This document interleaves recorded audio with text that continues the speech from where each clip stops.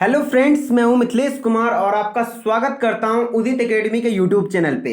आज के इस वीडियो में हम लोग 2017 के बायोलॉजी के मॉडल पेपर को कंप्लीट डिटेल्ड सॉल्यूशन के साथ देखने वाले हैं और साथ ही साथ उसी क्वेश्चन की मदद से मैं बहुत सारे कॉन्सेप्ट्स को भी क्लियर करूंगा। और ये जो 2017 का मॉडल पेपर है इसको मैं 3 पार्ट्स में कंप्लीट करूंगा और आज ये वीडियो इसका पार्ट 1 वीडियो है, ठीक है। और ये मॉडल पेपर सीरीज आपके लिए काफी बेनिफिशियल साबित होगा क्योंकि इसमें मैंने बहुत डिटेल्ड सॉल्यूशन लिया है ताकि जो भी क्वेश्चन बने आपसे मैक्सिमम क्वेश्चन एग्जाम में सॉल्व हो पाए। और जिस तरीके से आप पहला दिन इस सीरीज को देख रहे हैं इसी तरीके से लगातार यदि आप 15 दिन तक इस सीरीज को फॉलो कर लेते हैं तो आपके तैयारी में काफी बूस्टअप होगा, ठीक है। और आप लोगों से रिक्वेस्ट है कि इस वीडियो का लाइक टारगेट 200 को जल्दी से जल्दी अचीव करें, मिनिमम कम से कम 200 लाइक कंप्लीट करें और इस सेशन को ज्यादा से ज्यादा शेयर करें ताकि हम लोगों को भी मोटिवेशन मिले कि यदि हम लोग आपके लिए मेहनत करते हैं तो हम लोगों को भी उसका कुछ अच्छा रिटर्न मिलता है, ठीक है। चलिए हम लोग स्टार्ट करते हैं। क्लास स्टार्ट करने से पहले मैं आपको टेलीग्राम चैनल उदित एकेडमी के बारे में बता दूं कि आपका टेलीग्राम चैनल उदित एकेडमी के नाम से बना हुआ है। आप इस चैनल को जाइए ज्वाइन कर लीजिए क्योंकि यहीं पे आपको क्लासेस की नोटिफिकेशन मिलते हैं और क्लासेस जो भी चलती है उसके free of cost PDF notes मिलते हैं और साथ ही साथ आपको रेगुलर क्विज भी अब देना शुरू हो गया है। तो ये टेलीग्राम चैनल आपको ज्वाइन करना मस्ट है, ठीक है।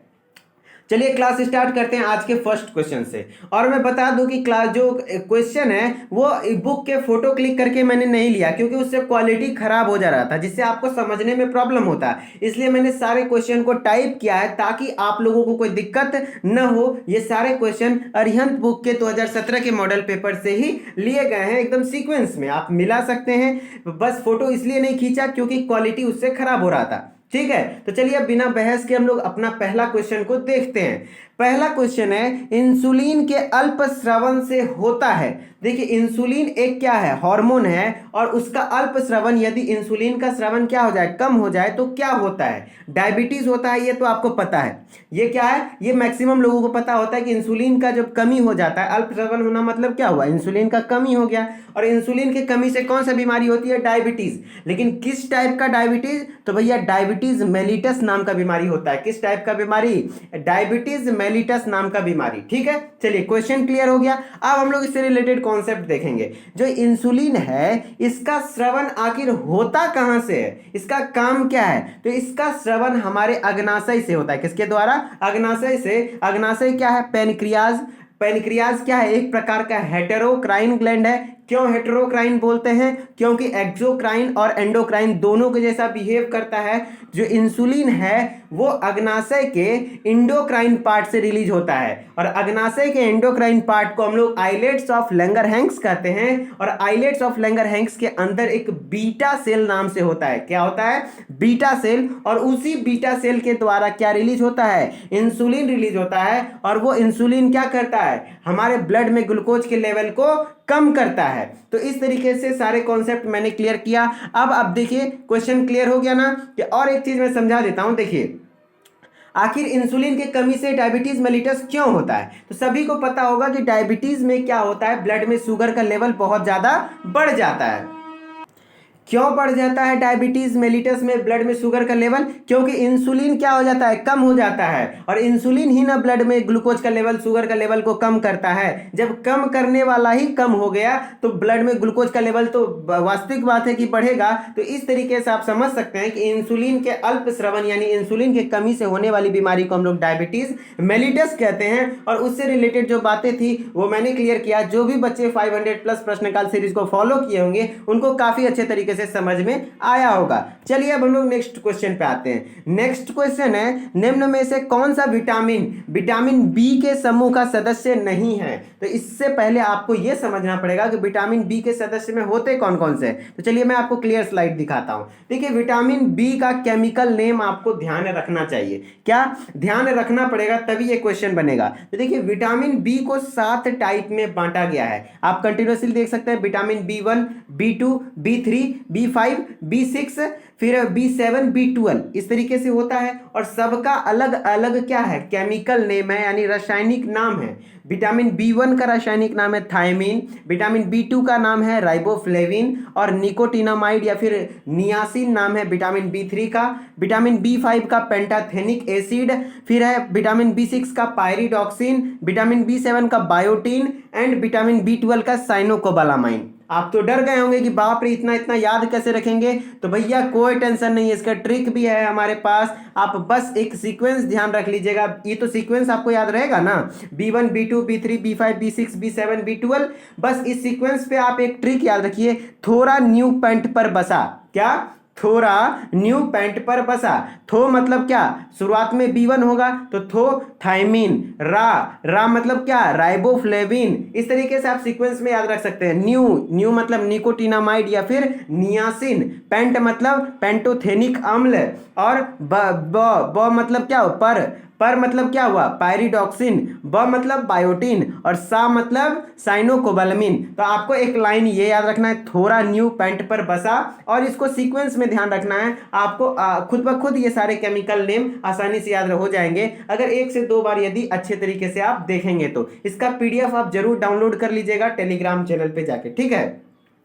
मैं टेलीग्राम पे वीडियो PDF शेयर कर दूंगा। तो चलिए अब क्वेश्चन पे आते हैं। अब आपको दिख रहा होगा कि कौन सा विटामिन बी का सदस्य नहीं है, तो देखिए राइबोफ्लेविन, जी हाँ राइबोफ्लेविन विटामिन B2 को कहते हैं, तो है भाई। फिर टोकोफेरोल, अच्छा चलिए टोकोफेरोल बाद में देखेंगे। साइनोकोबालामाइन, जी हाँ साइनोकोबालामाइन किसका नाम है, विटामिन B12 का तो है। निकोटिन, जी हाँ निकोटिनामाइड या फिर निकोटिन बोले तो ये भी विटामिन B का सदस्य है। मतलब ये तीनों ऑप्शन क्या था, विटामिन B का सदस्य था। लेकिन टेकोफेरोल आपको नहीं मिलेगा विटामिन B में, क्यों, क्योंकि टेकोफेरोल जो होता है वो विटामिन E का रासायनिक नाम है। किसका रासायनिक नाम है, विटामिन E का रासायनिक नाम है टेकोफेरोल। इसलिए विटामिन बी का सदस्य कौन नहीं है, टेकोफेरोल नहीं है। मैं आपके लिए स्पेशल एक वीडियो बना दूंगा जो कि खाली विटामिन के बारे में होगा, सारे विटामिन का कंप्लीट डिटेल, क्योंकि विटामिन आपके लिए इंपॉर्टेंट टॉपिक है। मैं विटामिन को कंप्लीट डिटेल में एक वीडियो में 1-2 दिन के अंदर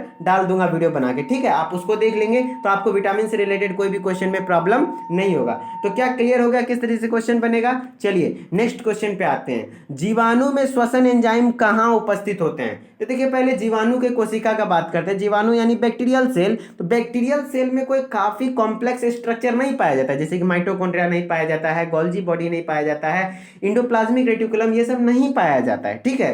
तो बॉडी जो बैक्टीरियल सेल है उसमें जो इसका प्लाज्मा मेम्ब्रेन, ये क्या है, प्लाज्मा झिल्ली है, और यही प्लाज्मा झिल्ली अंदर की ओर फोल्ड हो जाता है। क्या होता है, अंदर की ओर फोल्ड हो जाता है, जिसको हम लोग क्या कहते हैं, मीजोजोम कहते हैं। और यही मीजोजोम का काम क्या होता है, श्वसन एंजाइम, श्वसन करना, इसका काम क्या होता है, श्वसन करना। श्वसन में ये खास करके मदद करता है। तो इसलिए जो श्वसन एंजाइम कहाँ होगा, यही मीजोजोम में होगा। और मीजोजोम किससे बना हुआ है, प्लाज्मा मेम्ब्रेन यानी प्लाज्मा झिल्ली से ही ना बना हुआ है। आप जो देख रहे हैं ये मीजोजोम वो किससे बना हुआ है, प्लाज्मा झिल्ली से ही बना हुआ है। प्लाज्मा झिल्ली के इनफोल्डिंग से बनता है। तो इस तरीके से आंसर क्या हो जाएगा, प्लाज्मा झिल्ली में। तो जीवाणु में जो श्वसन एंजाइम होता है वो कहाँ होता है, प्लाज्मा झिल्ली के मीजोजोम में होता है। अगर अब मीजोजोम आपके लिए इंपॉर्टेंट टॉपिक है, आपके एग्जाम में पूछा जा सकता है, ठीक है। तो मैं मीजोजोम के बारे में कुछ बातें बता देता हूं। देखिए ये जो मीजोजोम है, मान लीजिए कि ये बाहर से सेल वाल है यानी कोशिका भित्ति है, उसके बाद अंदर से कोशिका झिल्ली है। तो कोशिका भित्ति तो बाहर रहती ही है,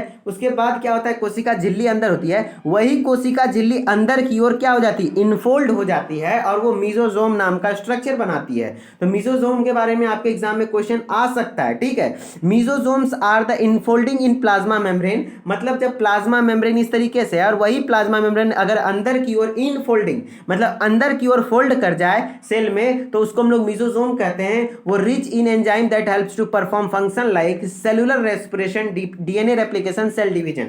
मतलब जो बैक्टीरियल सेल में, किसमें, जीवाणु कोशिका में जो ये मीजोजोम है, इसमें कितने तरीके के एंजाइम होते हैं? बहुत सारे, जैसे रेस्पिरेशन यानी श्वसनीय एंजाइम होते हैं, रेप्लिकेशन के लिए एंजाइम होता है और सेल डिवीजन करने के लिए भी एंजाइम होता है। तो इस तरीके से आपको पता चल गया कि कोशिका जीवाणु कोशिका में जो मीजोजोम है यानी प्लाज्मा झिल्ली है वो किस किस चीज में मदद कर सकता है? सेलुलर रेस्पिरेशन में, डीएनए रेप्लिकेशन में और सेल डिवीजन में। ठीक है, ये तीनों फंक्शन में मदद करता है। तो इस तरीके से आपको यदि क्वेश्चन आएगा जीवाणु कोशिका में तो आपको इस तरीके से डील करना है। मैं कॉन्सेप्ट बता दिया। ठीक है, चलिए अब नेक्स्ट क्वेश्चन में आते हैं। नेक्स्ट क्वेश्चन है, मनुष्य के हृदय के किस भाग में अशुद्ध रुधिर होता है? देखिए, हम जो मनुष्य के हृदय में 4 कक्ष होते हैं, ये आपको पता होगा कि 4 कक्ष होते हैं, जो कि मैं दिखाता हूं। देखिए 4 कक्ष हैं, 4 कक्ष 1 2 3 एंड 4। तो इस तरीके से हमारे हृदय को 2 भागों में बांटा गया है। सबसे पहले कितना?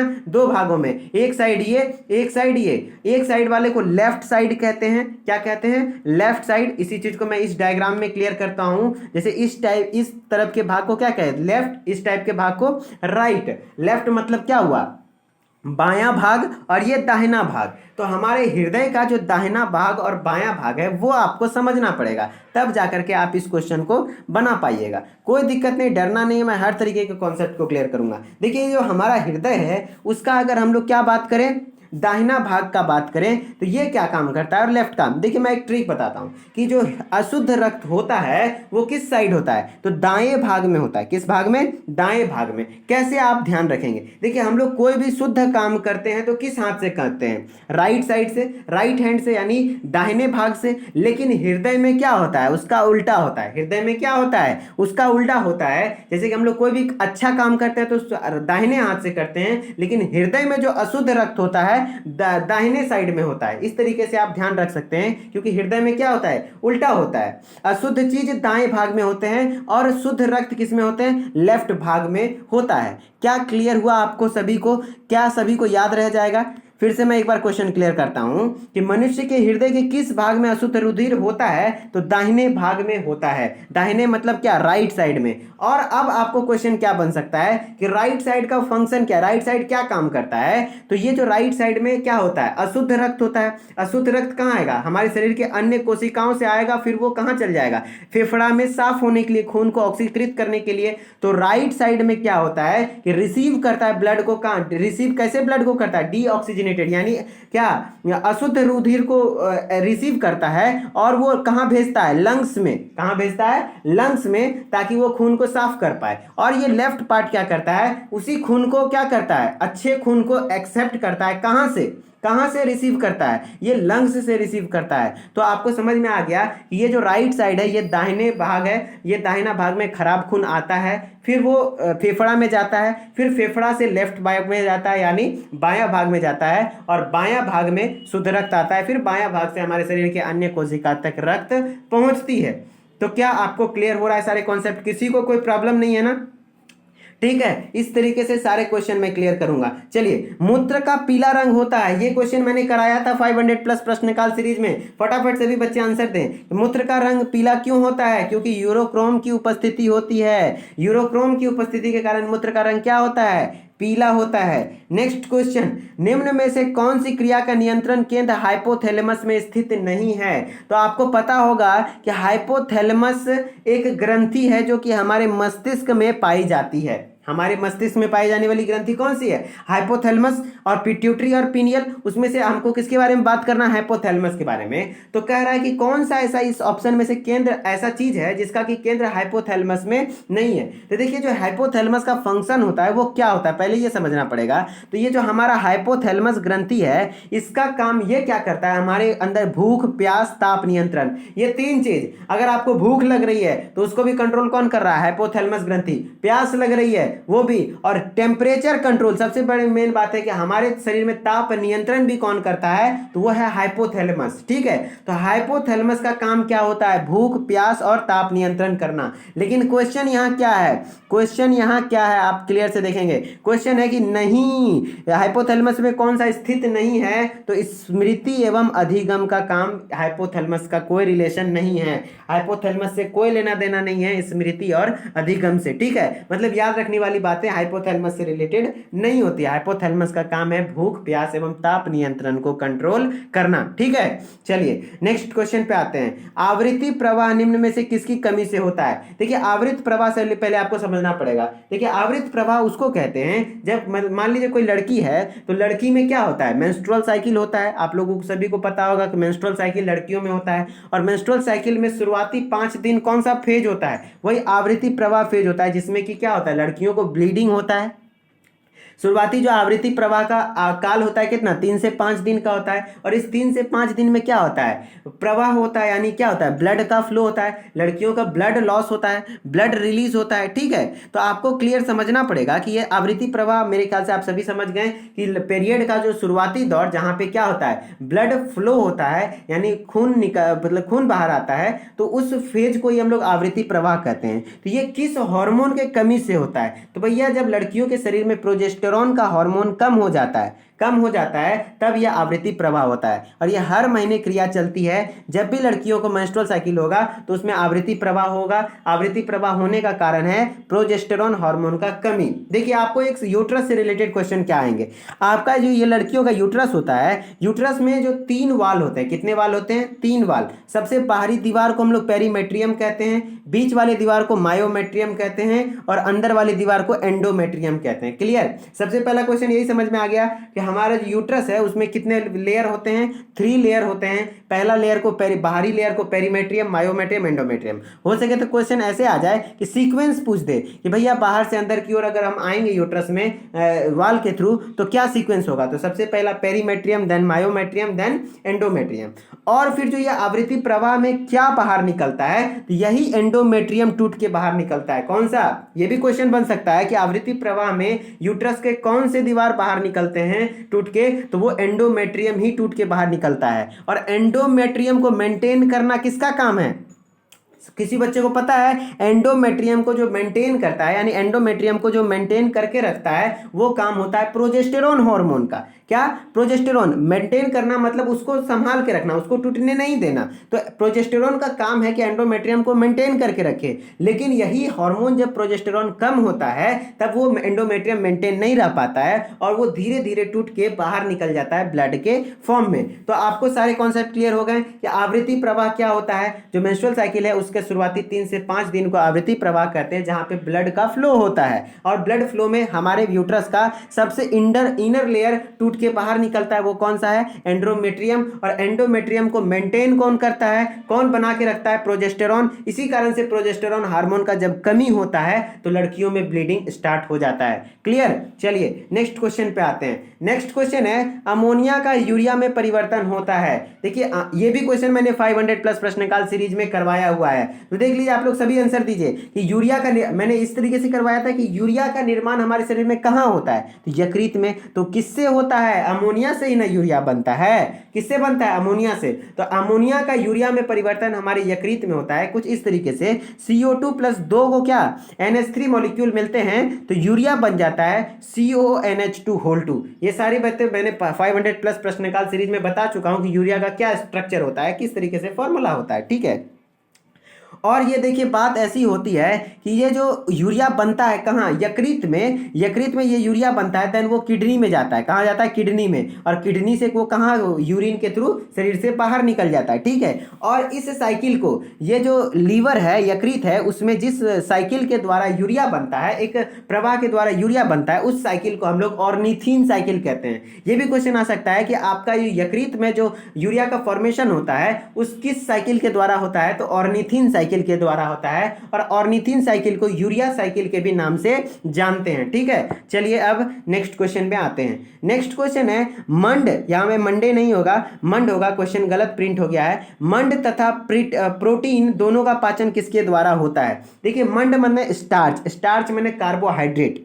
क्लियर। और प्रोटीन आपको पता है कि प्रोटीन क्या है। तो मंड तथा प्रोटीन दोनों का पाचन किसके द्वारा होगा? तो देखिए अगर मंड रहता सिर्फ, तो मंड का पाचन तो भैया टाइलिन भी करता है, जिसको हम लोग सेलेवरी एमाइलेज कहते हैं। और सेलेवरी एमाइलेज मुंह में ही पाया जाता है, जो कि सेलेवरी ग्लैंड से निकलता है। और सेलेवरी एमाइलेज लगभग 30% खाने को, 30% मंड को मुंह में ही पचा देता है। लेकिन यहाँ वो नहीं पूछ रहा है, यहाँ पे सवाल यह है कि मंड तथा प्रोटीन दोनों का पाचन कौन करता है? तो भैया अग्नाशयी रस। कौन करता है? अग्नाशयी रस। ये चीज आपको ध्यान रखनी है, अग्नाशयी रस ही मंड तथा प्रोटीन दोनों का पाचन कर पाता है। अब अग्नाशयी रस कैसे प्रोटीन पाचन करता है, मैं थोड़ा सा ओवरव्यू देता हूं। देखिए अग्नाशय कैसे करता है। ये है हमारा अग्नाशय, ये क्या है? पेनक्रियाज। और ये पेनक्रियाज अपना जो भी जूस होता है, अग्नाशयी रस है, वो डुओडेनम में निकाल देता है, डुओडेनम में छोड़ देता है। और डुओडेनम किसका भाग है? छोटी आंत का भाग है। छोटी आंत का 3 भाग है, डुओडेनम, जेजुनम एंड इलियम। तो इसी डुओडेनम को हम लोग छोटी आंत कहते हैं। तो यही छोटी आंत में सारा रस आता है। और आपको पता है कि छोटी आंत में ही मैक्सिमम ज्यादा से ज्यादा पाचन क्रिया कहाँ होती है? छोटी आंत में। किसके द्वारा हुई? तो अग्नाशयी रस के द्वारा। ठीक है, तो मंड तथा प्रोटीन दोनों का पाचन अग्नाशय रस के द्वारा हो सकता है। ठीक है, चलिए नेक्स्ट क्वेश्चन है, एमनीसिया संबंधित है। ये जो एमनीसिया नाम का बीमारी है, ये स्मृति में कमी से संबंधित है। यानी किसी का मेमोरी लॉस होने लगता है। मेमोरी लॉस कहने का अर्थ हुआ कि जो चीजें भूलने लगते हैं, उनको ज्यादा देर तक याद नहीं रहता है, या फिर याद किए हुए चीज को मतलब भूल जाते हैं, मेमोरी लॉस हो जाता है। तो उस बीमारी को हम लोग एमनीसिया कहते हैं। और थोड़ा सा एमनीसिया के बारे में समझेंगे तो हम लोग समझ सकते हैं। When a people lost their ability to memorize data, have amnesia, मतलब हुआ कि अपने मेमोरी डाटा को क्या, मेमोराइज डाटा को यानी मेमोरी को वो क्या कर जाता है? लॉस कर जाता है, यानी याददाश्त खो जाता है। ठीक है, amnesia refers to inability to recall information that is stored in memory. मतलब कहने का अर्थ हुआ कि हमारे जैसे मेमोरी में जो भी डाटा स्टोर है उसको रिकॉल नहीं कर पाता, मतलब याद नहीं ला पाता है। और एमनीसिया इस तरीके से लॉस ऑफ मेमोरी को हम लोग कह सकते हैं। यानी अगर स्मृति की कमी हो गई, याद रखने की क्षमता कम हो गई, तो उसी बीमारी को हम लोग एमनीसिया के नाम से जानते हैं। और इसमें क्या होता है, जो नर्व फाइबर्स होते हैं यानी तंत्रिका तंतुएं होती है, उनका क्षय होने लगता है। ठीक है, चलिए नेक्स्ट क्वेश्चन पे आते हैं। नेक्स्ट क्वेश्चन है, कशेरुक दंड में कुल कशेरुकों की संख्या कितनी होती है? तो भैया कशेरुक दंड, सबसे पहले आपको यह समझना पड़ेगा कि आपकी जो रीढ़ की हड्डी यानी वर्टिब्रल कॉलम, इंग्लिश में बोले तो वर्टिब्रल कॉलम, और कशेरुक दंड को एक और नाम मेरुदंड भी बोला जाता है। और आप पीछे वाली हड्डी जो है, इसको हम लोग कशेरुक दंड कहते हैं। इसमें टोटल कुल कितनी हड्डियां होती है? तो कुल 26 हड्डियां होती है। अब ये 26 कैसे होती है, ये आपको ध्यान रखना है। कोई भी चीजें मैं एक्स्ट्रा नहीं बता रहा हूं, ये सब चीजें एनसीईआरटी में दे रखी है क्लास 11th के बायोलॉजी में। तो आपको ध्यान रखना है कि कशेरुक दंड में कुल कोशिकाओं की संख्या कितनी, कशेरुकों की संख्या कितनी होती है? 26। और कैसे होती है 26, मैं वो गिनवाता हूं। ये जो देखिए कशेरुकी दंड को हम लोग कितने भाग में बांटते हैं? 5 भाग में बांटते हैं। पहला भाग को हम लोग सर्वाइकल कहते हैं, सर्वाइकल वर्टिब्रा। दूसरे भाग को हम लोग थोरेसिक वर्टिब्रा, और तीसरे भाग को लंबर वर्टिब्रा, और चौथा सैक्रम, और पांचवा कोकिजियल वर्टिब्रा। ठीक है, अगर मैं डायग्राम क्लियर, हाँ ठीक है, चलिए। अब सर्वाइकल में कितने होते हैं? 7। फिर इधर कितने होते हैं? 12। फिर इधर कितने होते हैं? लंबर में 5। ये आपको ध्यान रखना है कि लंबर में कितने होते हैं? 5। ठीक है, फिर जो सैक्रम होता है वो 5 को होता है, लेकिन सब क्या हो जाता है? इकट्ठा होकर फ्यूज हो जाता है, जिस कारण से उसको एक ही गिना जाता है। और कोकिजियल भी क्या होता है? 4 होता है, लेकिन सब फ्यूज्ड होता है, तो एक ही गिना जाता है। तो इस तरीके से आपको पता चल गया कि 12 7 19, 19 5 24, 25 26। इस तरीके से आपको पता चल गया कि टोटल कितने हैं वर्टिब्रल कॉलम में, यानी कशेरुकी दंड में कशेरुकों की संख्या कितनी होती है? टोटल 26। ओके, सर्वाइकल वर्टिब्रा में पूछ देगा, सर्वाइकल कशेरुकी में कितना होता है? 7 को होता है। थोरेसिक वर्टिब्रा में कितना होता है? थोरेसिक में कितने होते हैं? 12, और लंबर में 5। ये तीनों कम से कम आपको ध्यान रखना है। ठीक है, चलिए हम लोग नेक्स्ट क्वेश्चन पे आते हैं। नेक्स्ट क्वेश्चन है, शकरकंद का खाने योग्य भाग होता है। तो चलिए भाई, शकरकंद को आप खेत से उखाड़ के देखेंगे तो कुछ इस तरीके का होता है, और इमेज से आपको पता चल रहा है शकरकंद के किसको खाया जाता है? जड़ को खाया जाता है। और जड़ को क्या कहते हैं विज्ञान के भाषा में? मूल कहते हैं। यहाँ टाइप गलत हो गया, देखिए टाइपिंग पे आप लोग फोकस मत कीजिए, कॉन्सेप्ट क्लियर होना चाहिए बस। मैं यहाँ पे लिख देता हूँ हिंदी में मूल, देखिए यहाँ मूल्य लिखा गया। यहाँ टाइपिंग में थोड़ा प्रॉब्लम हो जाता है, हिंदी टाइपिंग काफी डिफिकल्ट होता है। ठीक है, शकरकंद खाने योग्य भाग जो होता है वो क्या होता है, मूल होता है। बस इतना से समझ जाइए। अब आपको ये फंसाने के लिए दे दिया अपस्थानिक कंदिल मूल। जी हाँ, आप ध्यान रख सकते हैं कि शकरकंद का खाने योग्य भाग क्या होता है, मूल होता है। उसी को आप इस तरीके से कर सकते हैं कि अपस्थानिक कंदिल मूल। ठीक है, चलिए नेक्स्ट क्वेश्चन पे आते हैं। नेक्स्ट क्वेश्चन है, जड़ों द्वारा अवशोषित खनिज पदार्थ पत्तियों तक पहुंचाए जाते हैं। इसका मतलब हुआ कि जड़ जो खनिज पदार्थ को अवशोषित किया उसको पत्ती तक कौन पहुंचाएगा, तो ये काम जाइलम करता है। ये काम कौन करता है, जाइलम के द्वारा ये कामें होती हैं। अब जाइलम और फ्लोएम के काम को थोड़ा सा आप डिटेल में समझेंगे, मैं जूम करके दिखाता हूं, टेक 1 सेकेंड। ठीक है, जाइलम और फ्लोएम के काम को आपको याद रखना है। ये देखिए जाइलम है, फ्लोएम है। आपको थोड़ा सा हार्ड लेक्चर लग रहा होगा, लेकिन हार्ड लगने वाली बात नहीं है। आप शुरुआती 5-6 लेक्चर देखोगे, बहुत सारे कॉन्सेप्ट क्लियर हो जाएंगे, फिर वही कॉन्सेप्ट रिपीट होंगे। फिर कभी अगर जाइलम से क्वेश्चन आया तो आपको छूटेगा नहीं ना। ऐसा मेरा टारगेट होता है कि अगर इस टॉपिक से क्वेश्चन आया तो आपका कम से कम इतना जान लीजिए ताकि आप वहां पे ऑप्शन को भी छांट के आंसर टिक कर सके। ठीक है, यही तरीका होता है एग्जाम में, मतलब अच्छे मार्क्स लाने का। देखिए जाइलम है, जाइलम का काम क्या होता है, वाटर एंड मिनरल्स, किसको, जल एवं खनिज पदार्थ को जड़ से पौधों की ओर लेके जाना। इसका डायरेक्शन सिर्फ एक ही डायरेक्शन में हो सकता है कि नीचे जड़ से पत्तियों को ऊपर लेके जाना। मतलब ये दोनों डायरेक्शन में वर्क नहीं कर सकता है, सिर्फ सिंगल डायरेक्शन में। लेकिन यही फ्लोएम का काम क्या है, ये दोनों डायरेक्शन में काम कर सकता है, टू फ्लो डायरेक्शन, यानी ऊपर भी खाना लेके जा सकता है, नीचे भी। देखिए फ्लोएम का काम होता है फ से फ्लोएम, फ से फूड। हमारा भाई देसी तरीका याद रखने का होता है, ज से जाइलम है ना, ज से जल। तो जाइलम का काम है जल और खनिज पदार्थ को, और फ्लोएम का काम है क्या, फूड को और वाटर एंड फूड। जो भी फूड, देखिए जो फूड जो फ्लोएम में बहता है वो भी पानी में ही मिलके बहता है, डायरेक्ट सूखा सूखी फूड नहीं जाता है। लेकिन मेनली जो अगर पूछ दे आपके एग्जाम में कि जल का संवहन किसके द्वारा होता है पौधों में, तो वो हो जाएगा जाइलम के द्वारा। ठीक है, जल और खनिज पदार्थ का जाइलम के द्वारा,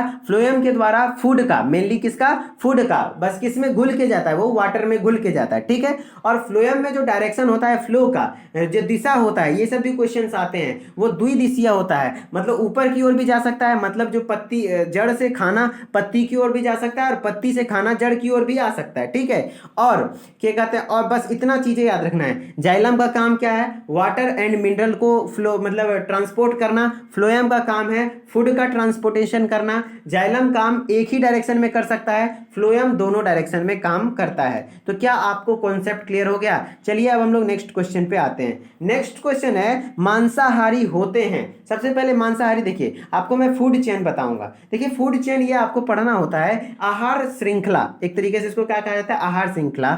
आप किसी भी टाइप का आहार श्रृंखला को ले लीजिए, मैंने 3 टाइप के आहार श्रृंखला को लिया है। आहार श्रृंखला एक ऐसा है कि ये कॉर्न है, घास है, घास को कौन खाता है, चूहा। चूहा को कौन खाएगा, आउल या फिर बिल्ली। यहाँ पे बिल्ली भी हो सकता था, आउल लिख दिया, कोई दिक्कत नहीं है, बिल्ली। ठीक है, इस तरीके से यहाँ कैरोट ग्रास है, उसको रैबिट खाएगा, रैबिट को फॉक्स, फॉक्स को लायन। इस तरीके से मैंने फूड चेन लिया है। तो आप मांसाहारी की बात कर रहे हैं ना, मांसाहारी की बात कर रहे हैं। तो फूड चेन में देखिए मांसाहारी क्या है, तो आपको मैं फूड चेन में क्वेश्चन कैसे बनता है ये थोड़ा समझाता हूँ कि उपभोक्ता कौन है। देखिए उपभोक्ता वो होते, देखिए उत्पादकता, एक होता है उत्पादक। उत्पादक यानी जो खाना एक्चुअली में बनाता है वो है हरे पौधे। जितने भी हरे पौधे हैं वो क्या होते हैं, उत्पादक होते हैं। जितने भी हरे पौधे क्या होते हैं, उत्पादक होते हैं। इसी तरीके से क्वेश्चन आएगा कि फूड चेन यानी आहार श्रृंखला में जो हरे पौधे होते हैं वो क्या होते हैं, उत्पादक होते हैं। ठीक है, फिर अगर आपका पूछ दे कि शाकाहारी, देखिए चूहा क्या है, शाकाहारी है, रेबिट क्या है, शाकाहारी है, और ग्रास ऊपर क्या है, शाकाहारी है। तो शाकाहारी क्या होते हैं, तो अब यहां से हम लोग उत्पादकता का बात नहीं करेंगे, अब उपभोक्ता का बात करेंगे, क्योंकि उत्पादकता ये हरे घास वाली बात होती है। और ये जो द्वितीय का, अब ये क्या हुआ, प्राइमरी क्या कहते हैं, एक सेकेंड, प्राइमरी, ये क्या हो गया, प्राइमरी कंज्यूमर्स हो गए। ये सब क्या हो गया, प्राइमरी कंज्यूमर्स। तो इस तरीके से आपको पता चल गया कि जितने आहार श्रृंखला में जितने भी हरे पौधे हैं वो क्या कहलाते हैं, क्या उत्पादक कहलाते हैं। और जितने भी आहार श्रृंखला हैं उसमें जो शाकाहारी है, शाकाहारी क्या कहलाते हैं, प्राथमिक उपभोक्ता कहलाते हैं, क्योंकि पहला उपभोक्ता है ना, इस कारण से इसको हम लोग क्या कहते हैं, प्राथमिक उपभोक्ता। फिर जितने भी मांसाहारी हैं, चाहे ये भी मांसाहारी, ये भी मांसाहारी, ये भी मांसाहारी, तो प्राथमिक के बाद क्या हुआ, द्वितीयक, तो द्वितीयक उपभोक्ता, ये भी द्वितीयक उपभोक्ता, द्वितीयक उपभोक्ता। और साथ में उसके बाद जितने भी उपभोक्ता आएंगे, तृतीयक, जैसे सांप, शेर, जो भी है, ये सब तृतीयक उपभोक्ता में आएंगे। तो ये सभी क्या है, मांसाहारी हैं। तो इस तरीके से क्लियर हो गया कि जितने भी मांसाहारी हैं वो या तो क्या होंगे, या तो वो क्या होंगे, द्वितीयक उपभोक्ता होंगे, या तो द्वितीयक उपभोक्ता होंगे, या तो तृतीयक उपभोक्ता होंगे। या तो द्वितीयक, क्योंकि प्राथमिक उपभोक्ता क्या है, शाकाहारी है, और द्वितीयक उपभोक्ता क्या है, मांसाहारी है। तो द्वितीयक तृतीयक जो भी है सब, द्वितीयक के बाद जितना भी उपभोक्ता है, द्वितीयक तृतीयक सब मांसाहारी होता है, और प्राथमिक उपभोक्ता शाकाहारी होता है। ठीक है, तो इस तरीके से आप क्वेश्चन देखिए, मांसाहारी क्या है, तो ये प्रायः द्वितीयक अथवा तृतीयक उपभोक्ता होते हैं। ये द्वितीयक भी हो सकते हैं और तृतीयक उपभोक्ता भी हो सकते हैं। अब मैं आपसे सवाल करता हूं, ये प्राथमिक उपभोक्ता हम लोग किसको कहेंगे, तो प्राथमिक उपभोक्ता हम लोग किसको कहेंगे, शाकाहारी को कहेंगे। ठीक है, और उत्पादक किसको कहेंगे, तो हरे पौधे को कहेंगे। ठीक है, चलिए नेक्स्ट क्वेश्चन में आते हैं। नेक्स्ट क्वेश्चन में विटामिन के तेल जैसे यकृत तेल, कोड तेल प्रचुर मात्रा में कौन से विटामिन में पाया जाता है। देखिए कोई भी तेल हो, जैसे कि मांसाहारी तेल यानी यकृत का तेल या मछली का तेल, वो विटामिन डी में प्रचुर मात्रा में होता है। विटामिन डी के लिए सबसे मेन सोर्स है वो सब। ठीक है, चलिए विटामिन डी के बारे में कुछ डिटेल बातें मैं बता देता हूं। विटामिन डी का नाम क्या है, रासायनिक नाम कैल्सीफेरॉल नाम है। क्या है, कैल्सीफेरॉल है। ये फैट सोल्यूबल विटामिन है। ठीक है, ये काम क्या करता है, कैल्शियम को एब्जॉर्ब करने में मदद करता है, हमारे शरीर का इम्यून सिस्टम को भी बढ़ाता है और दांत को सड़ने से भी बचाता है विटामिन डी। ठीक है, और इसके कमी से जो बीमारी होता है, रिकेट्स होता है, ये आपको ध्यान रखना है। विटामिन के कमी से कौन सा बीमारी होता है, रिकेट्स, जिसको हम लोग सूखा रोग कहते हैं। और इसका जो सोर्स है सूर्य का प्रकाश मेनली रूप से होता है, दूध अंडा भी बोल सकते हैं, और मछली के लीवर का तेल या फिर कॉड लीवर ऑयल। ठीक है, इस तरीके से आपको विटामिन डी में चीजें याद रखनी है। मेन चीजें क्या याद रखनी है, कैल्सीफेरॉल, इसका रासायनिक नाम है। सूखा रोग क्या कहते हैं, ये क्या करता है, इसका कमी से रोग होता है, और इसका सोर्स क्या है। तो अब मैं देखिए एक विटामिन का एक सेपरेट वीडियो बनाऊंगा, क्योंकि विटामिन से क्वेश्चन आपके मॉडल पेपर में काफी हैं। ठीक है, चलिए लास्ट क्वेश्चन है, संपीड़ित प्राकृतिक गैस है। संपीड़ित प्राकृतिक गैस यानी कंप्रेस्ड नेचुरल गैस यानी सीएनजी, और सीएनजी में 90%, 90 से 92 या 95% तक क्या होता है, मीथेन होता है। समझे, सीएनजी यानी कंप्रेस्ड नेचुरल गैस, और उसी को हिंदी में संपीड़ित प्राकृतिक गैस कहेंगे। तो उसमें मैक्सिमम क्या होता है, मीथेन होता है, लगभग 90% तक मीथेन होता है। यही अगर बात करें एलपीजी का यानी लिक्विड पेट्रोलियम गैस, तरल पेट्रोलियम गैस की बात करें, तो उसमें मेन कंपोनेंट क्या है, प्रोपेन तथा ब्यूटेन है। ठीक है, तो इस तरीके से आपको आज मैंने क्वेश्चन से के थ्रू बहुत सारे कॉन्सेप्ट क्लियर किए। तो कैसा लगा आपको, मेल इसी तरीके से आपको मैं 15 पार्ट में मॉडल पेपर को कंप्लीट करूंगा। ठीक है, इस तरीके से डिटेल यदि आप पढ़ेंगे तो आपको भी लग रहा होगा कि मैक्सिमम पार्ट्स ऑफ क्वेश्चन के क्या हो जाएंगे, कवर हो जाएंगे। ठीक है, तो जिनको भी अच्छा लगा वो लोग जरूर से जरूर वीडियो को लाइक करें और कमेंट करें कि हमारा प्रयास कैसा लगा, क्या इसी तरीके से करना चाहिए। मेरे ख्याल से तो ये बेस्ट वे है, क्योंकि अभी हमारे पास समय है, हम लोग समय दे करके अच्छी से चीजें सीख सकते हैं। और जो भी बच्चे सीयूईटी की तैयारी कर रहे हैं, शायद मैं सीयूईटी की तैयारी नहीं करवा पाऊं यहाँ पे, क्योंकि मैंने सोचा था कि 6 से 9 जून के बीच अगर एग्जाम हो जाता है यूपी वाले पॉलिटेक्निक वाले बच्चे का, देन मैं सीयूईटी के लिए स्टार्ट करूंगा। लेकिन एग्जाम जब यूपी पॉलिटेक्निक का 30 जून के बाद हो, 27 से 30 जून में होगा, तो पूरा जून मंथ यूपी पॉलिटेक्निक की ही तैयारी चलेगी। ठीक है, तो इस तैयारी के लिए आपके लिए जो पीडीएफ बनाया गया है, मतलब ये एक डिजिटल बुक बनाया गया है, एनसीईआरटी बेस्ड ऑब्जेक्ट, जितने भी बच्चे हैं वो आप इसको फॉलो कर सकते हैं। इसको फॉलो करना है क्या, कंप्लीट ऑब्जेक्टिव बायोलॉजी, साथ साथ फिजिक्स केमिस्ट्री भी है, एनसीईआरटी बेस्ड है, यहाँ दोनों है 11th एंड 12th, लेकिन आपको सिर्फ 12th के क्वेश्चन को प्रैक्टिस करना है। जिनको भी ये कोर्स लेना है, ये डिजिटल बुक लेना है, आप इस नंबर पे कांटेक्ट करेंगे। इस डिजिटल बुक का प्राइस है 199 रुपीज। पेमेंट कैसे होगा वो मैं आपको कॉल पे बता दूंगा। फालतू चीजों के लिए कॉल ना करें, छोटी मोटी बातों के लिए, क्योंकि हम लोग भी काफी बिजी रहते हैं। ठीक है, चलिए हम लोग आपको बता दें कि उदित फार्मेसी क्लासेस, आप प्ले स्टोर पे ऐप है, वहां पे जाकर के आप हमारे उदित फार्मेसी क्लासेस को विजिट कर सकते हैं, क्योंकि यहाँ पे हम लोग फार्मेसी से रिलेटेड मैक्सिमम स्टडी मटेरियल को कवर करते हैं। ये फार्मेसी का नंबर 1 चैनल है। ठीक है, नंबर 1 ऐप है। तो चलिए हम लोग मिलते हैं फिर नेक्स्ट मॉडल पेपर के पार्ट 2 सीरीज में, और जल्द ही मैं विटामिन का एक कॉन्सेप्ट वीडियो बना दूंगा। ठीक है, मैं बायोलॉजी का एक प्लेलिस्ट अलग से बना दूंगा, कॉन्सेप्ट ऑफ बायो के नाम से। वहां पे मैं थ्योरेटिकल बायो, जैसे कि विटामिन को कवर करूंगा, मैं थ्योरेटिकली क्लियर करूंगा ताकि सारा पोर्शन कवर हो जाए। ठीक है, तो इस तरीके से मैं मैक्सिमम चीज़ों को कवर करूंगा। आपको बायोलॉजी के लिए टेंशन कहीं नहीं इधर उधर जाना है, आप बायोलॉजी के लिए कॉन्सेंट्रेट रहिए इस चैनल पे। मैं फुल प्रूफ 100% गारंटी देता हूं कि आपका बायोलॉजी अच्छा होगा, क्योंकि हमारे पास एडिशनल समय मिला है और इस समय का हम लोग फुल यूज करेंगे और पूरा उपयोग करेंगे। और एग्जाम के बाद आपसे मैं जरूर मुलाकात करूंगा कि कैसा रहा आपका एग्जाम। ठीक है, चलिए मिलते हैं अब नेक्स्ट वीडियो में। Okay bye.